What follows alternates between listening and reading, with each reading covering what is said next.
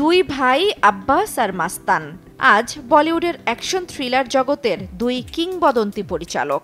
কিন্তু এই জায়গায় পৌঁছাতে তাদের পেরোতে হয়েছে এক অভূতপূর্ব সংগ্রামের গল্প। মাত্র ৮০ রুপিতে চলা জীবন আর স্কুল ছেড়ে নামতে হয় রোজগারে। তাদের জীবন সিনেমার থ্রিলারের চেয়ে কোনো অংশে কম নাটকীয় নয়।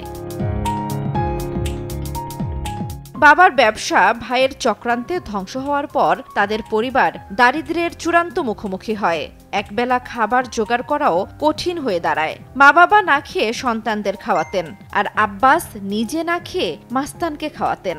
এই আত্মত্যাগই তাদের শক্তির ভিত্তি হয়ে দাঁড়ায়। আর তখনই সিনেমার পথে হাতছানি দেয় মায়ের এক আত্মীয়, যিনি আব্বাসকে নিয়ে যান এডিটিং শেখাতে। শাহরুখ খানের বাজিগার ছবির সাফল্য বদলে দেয় দুই ভাইয়ের জীবন। দক্ষিণ মুম্বাইয়ের ছোট্ট ঘরে থাকা এই পরিচালক দ্বয়ের আশীর্বাদ নিতে যান ফিল্মফেয়ার জয়ের পর। তিনি বিস্মিত হয়ে দেখেন মাস্তান বেলকনিতে ঘুমাচ্ছেন, ঘরে জায়গা নেই।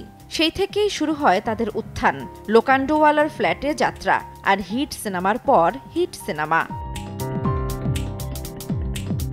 তাদের যাত্রা শুরু হয়েছিল গুজরাটি সিনেমা দিয়ে, তারপর হিন্দি ফিল্ম ইন্ডাস্ট্রিতে পা। আজ রাজ বাব্বর ছাড়া কেউই তখন সময় দেননি, তবুও থামেননি তারা। আব্বাস মাস্তান ক্যারিয়ারে উপহার দিয়েছেন Baazigar, Khiladi, Soldier, Tarzan the Wonder Car, Race 2 এর মতো সুপারহিট সব সিনেমা। জান্নাতুল দোলনা, সময় সংবাদ।